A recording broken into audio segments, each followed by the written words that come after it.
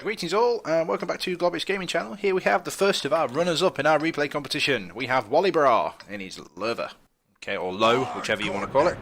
They're on Ruinberg, a 53% chance to win, and it's an encounter battle. The description in the email here that he sent me was that this replay was showing that the Lerva can actually do its job in the city and brawl. And to be honest with you, it's one of the premium tanks. I'm a bit sort of in and ahhing whether I should have bought a Lerva instead of a T-34. It's received a buff recently to its frontal, I believe it was frontal plate. Either it's upper glacis or lower glacis, I'm not 100% sure, but it's received some sort of a buff to make it a little bit more competitive. And to be honest with you, it's not a bad tank. It's not slow. In a drag race, a T-34 will outrun it slightly. It's a big boxy German thing, but I'm getting used to angling tanks because I play a Tiger 2. I'm grinding my Tiger 2 at the moment, trying to get my E75. I just like side scraping. I think the Lerva probably would have been a little bit of a better choice.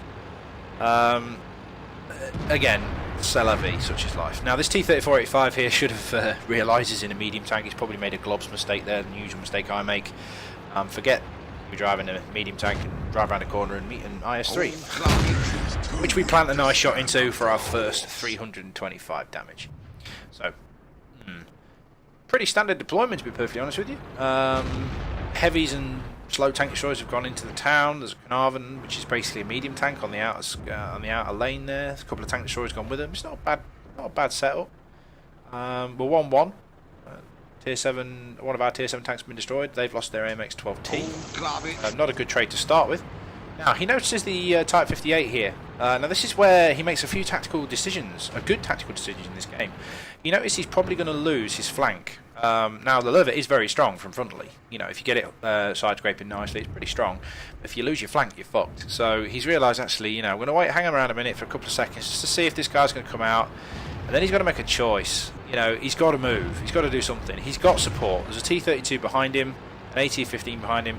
He can push. So he decides to push around the cap circle, not actually going into it, just pushing around the outskirts and basically taking the place this T-34-85. That T-34-85, bro, you are in the wrong place right now. You should not be there. You should not be corner fighting with Tier 8 heavies. You're just going to lose. So he gets his side scrape on. Notices the IS-3. Oh, can we get a cheeky shot? Yeah, very, very good penetration on the Lerva's cannon. It's a 105 with 234mm penetration and 320. 234mm pen is above average. Your IS-3, which is I think is your base standard Tier 8 heavy, only has 225 on its top cannon. I wasn't really 100% sure on this shot. The upper plate there is really weak, but it is well angled. I probably would have gone for the driver's port maybe, but hey ho, you know, decisions and all that. So let's see if we can get... Well, the T-34-85 has actually served a purpose here. He has provided us with some extra cover, so if we wanted to, and we had the opportunity to, we could actually pop out. Oh, side turret, KB4, all day. Yeah, we're working the town. Now, the field has basically been lost. We're 7-4 down. The field's gone. But this is... It's one of those maps where that isn't particularly... If the enemy don't press the advantage from the fact that they've taken the field, it's not actually that important if we do lose the field, because we've got options, we've got opportunities to defend ourselves from this point. But we do have to clear out this lane first. So the IS-3 is dead. The Jag Tiger 88's made a fantastic move down the centre there. He's probably witnessed and seen what's happening. And the KV Fortress lives up to its name for our next shot. So the Jag Tiger 88 goes around the corner. Now, I didn't like this decision with the Jag Tiger 88. It was a bit of a daft decision. With the Jag Tiger, if you can't hide your lower glacis, you've got problems. And unfortunately, well, he manages to kill the KV4, and he's got himself in a good position. I could use the KV4's wreck, I suppose, but that was a bit of a rash decision. But it helped us, you know, get in position to take the next shot and take out more damage off the KV4. Now, we spot this T-44, and we also spot the threat from the centre road. So we've got a decision to make. We're just going to see if this T-44 is going to come around the corner. He takes out the Jag Tiger 88. We couldn't support him. And we are actually spotted at this stage. That T-44 doesn't come around the corner. He knows better. He knows better. He's not stupid. So, with that aside, we need to defend the centre road. He's getting pushed by one of the... Oh, here we go. By one of the strongest Tier 7s in the game, T-29. We do have an AT-15 behind us, and he's working, doing some good work. We managed to block that shot for the AT-15 there. I don't know if that was intentional. We did manage to block the shot. Now, the AT-15, this is where the teamwork thing kicks in. I was massively impressed with this. The AT-15, he's not a bad player. And he notices that he's got the Lerva protecting him, so he decides to go down the road to protect that road. Now, I don't know if that's intentional. If it is, great. If not, well, you've got to have a bit of luck. You know? There's a lot of dangerous enemy tanks left. There's a Borsig on full health. The Jagdpanther 2 is all the way in the back corner. I would have probably wanted him to move up a little bit quicker. He doesn't, and it costs us later on.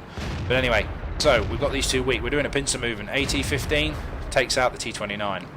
Good shot from him. The T-44 realises the kind of shit he's in now, and he needs to start doing some medium tank shenanigans around this AT-15. You do not want to stand in front of an AT-15. Fortunately, in the confined city streets, you've got problems, especially when an AT-15 has friends. Friends in the name of Wally Barra. Just waiting for the reload. The reload's not exactly fantastic on the Lerva, and nice plush engine shot, saving the AT-15. T-34 gets a shot in the back of the AT-15, nothing we could do there. AT-15 takes a little bit of time trying to get himself sorted out, and the T-150, who's stock, thankfully, I think he's firing the derp. Thankfully he managed not to kill the AT-15 there. AT-15 here, I would have waited to go around that corner. Just me. You've got a full health over there, and we donk our first shot. That's the first really bad shot that Wally Barra's made the whole game. It managed to shoot the E-front. Now, one thing I did like about this replay is the team are helping the guys out. They're telling them to kill the T-34 first. His gun's far bigger threat. And yes, it is true. You know, later stages of the game, you do have to prioritise your targets. Lovely bit of side scraping there. Takes a nice bouncing shots from the T-34 with a very, very powerful cannon. Now, we notice that Black Prince is on our right, but we need to take out this T-34 if we can.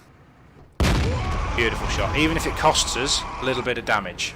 Okay, the Black Prince is firing skill, but, you know, hey-ho, it's his decision. And he seems to know what he's doing. He's not approaching us flush. Whenever you're driving a Black Prince, guys, never approach your enemy directly. You need to angle that frontal armour. Now, we use the wreck of our dead teammates to get our side scrape on again. Now, I don't know, this is the second doubtful shot he makes. I wouldn't have done that. I'd gone for a track shot, personally. You may get it behind the track into the side armour there, but he was reasonably well angled. But 6 and 2 3s. Very well armoured turret on the Black Prince and a frontal armour, but we managed to plant 350 damage into him. And the Black Prince breaks our turret drive, dealing another 150 damage. But we are starting to bounce now. He stopped firing skill at us. He's now firing standard AP. And he's starting to realise that he may be in a little bit of trouble. He's got a Borsig with him, but the Borsig was last spotted down in K8. It's going to take him a while to get here, giving us chance to work this guy over. And there's your Borsig. Hey, why'd you get to drive? Point the turret at him, even though you don't intend to shoot him. But he still manages to penetrate with the tier 10 gun that thing carries. To reload high explosive. Now this is a good choice. He loads his HE. Because he knows he's going to blast a Borsig, he knows he's got not any health, and he starts to wiggle the turret to try and throw the Borsig's aim off. So, we're going to aim in with our superior accuracy, superior German accuracy, stand by for some HE in the face. 510 and sets him on fire. Now, the Borsig is running a premium fire extinguisher. If he wasn't, that would have meant a couple of extra ticks of damage for us. And the Jagdpanther, he's decided he don't want to camp in the field anymore, and he's decided to come and actually help us. Now this is the clinch point. We've just fired our shot. Ugh. It's going to be down to luck. We are pretty much hull down. We're hull down. The only thing that's showing is our really strong turret. But unfortunately, we are facing a Borsig.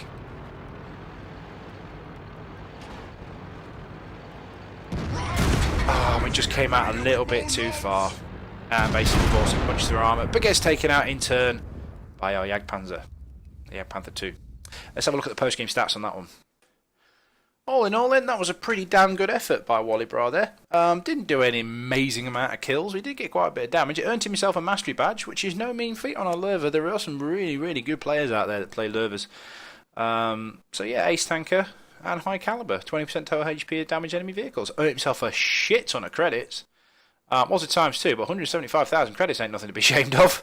And 4,942 experience. But that's not the experience we're looking for. That ain't the experience we're looking for. He's running premium and it's a times 2. Okay. His profit was 144,000. That's enough to buy yourself Camo Net. 3 camo nets even, if they're on sale. Did a total of 5,000 damage, fired 23 shots, 22 hit, and 18 penetrations. That's good stats. The one shot that missed was the only shot he donked the whole game. Good shot. 19 hits received with 10 penetrations that managed to kill him. But 9 bounces. 1,900 damage blocked by armor. Okay, his team score then. 1,498.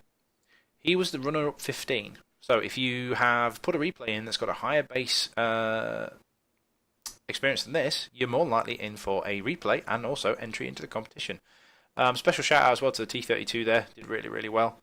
Anyone on the enemy team? Yeah, the Borsig. But then again, it ain't difficult to be good in a Borsig. Enjoy your nerf when it comes up, Yamu. So yeah, there's your first replay, guys. Number 15. Runner-up number 15. Alright, on to the next one. Bye now.